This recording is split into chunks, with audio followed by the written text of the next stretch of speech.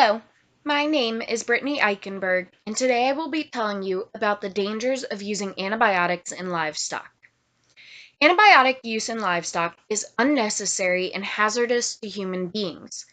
The deadly amount of antibiotics hand-fed to animals on a daily basis is in turn causing an antibiotic resistance in people that leaves them open to an array of bacteria and viruses with the potential to end lives. It's important that consumers, farmers, and veterinarians understand the problems with overloading antibiotics on livestock so that the practice can be banned. As someone hoping to get into the field of veterinary medicine, this topic is very close to my heart. Some of the key points I will be sharing with you today include how bacteria become resistant, resistance in animals, resistance in people, and how to protect yourself. Bacteria become resistant through small doses of antibiotics. Now, these small doses are not enough to kill the bacteria. Of course, people, animals, any organism has bacteria in their body. These bacteria are not necessarily bad, so don't be frightened. Sometimes they do good things for your body. But even bacteria that do good things are still bacteria that can form resistance. They form resistance through evolution.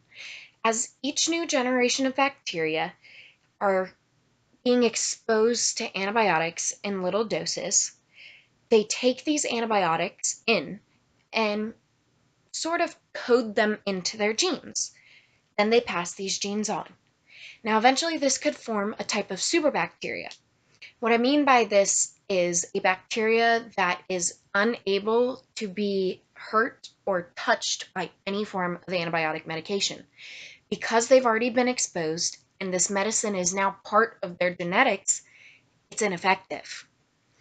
Now, resistance in livestock is the beginning of antibiotic resistance. These livestock are hand-fed antibiotics on a daily basis through food and small boosters that are meant to help them grow and keep a sort of immunity to disease and illness.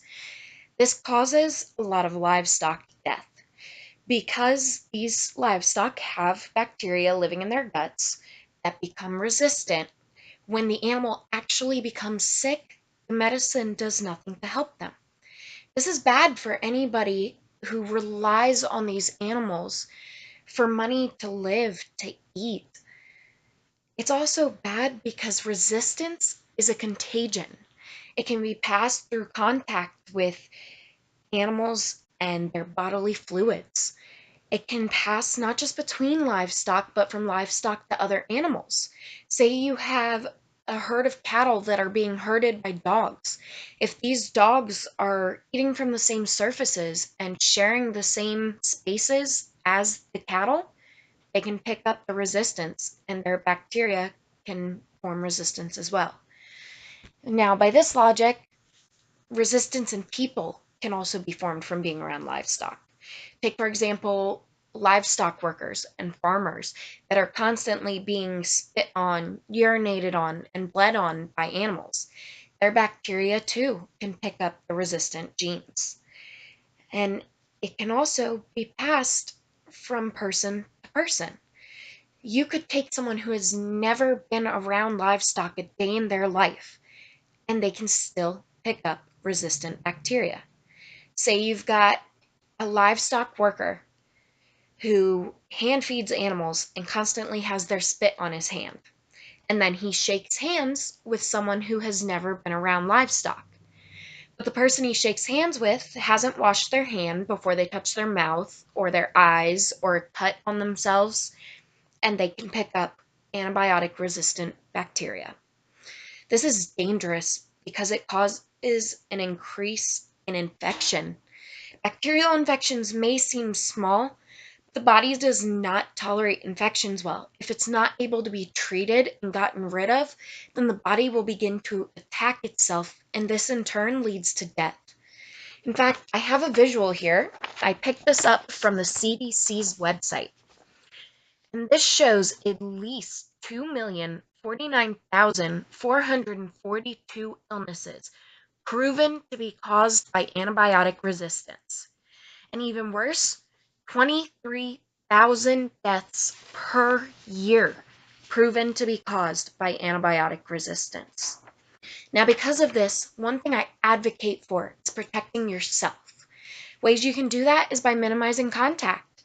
If you're going to be around people who work on a farm with animals fed antibiotics, or if you're going to be around antibiotic fed livestock, try and wash your hands as often as possible. Avoid getting their contaminants and fluids into your system. Another way you can practice protecting yourself is by only buying products from the store, such as meat and dairy, that clearly display they're from antibiotic-free farms. Unnecessary antibiotic usage in livestock is very dangerous for animals as well as humans. In the best case scenario, feeding antibiotics to animals will result in a lot of illness in livestock and people. Worst case scenario, feeding these animals antibiotics will cause a multitude of deaths in livestock and people. Knowing how to protect yourself from becoming one of these statistics is crucial. At this time, I will take any questions concerning the topic and answer them as best I can.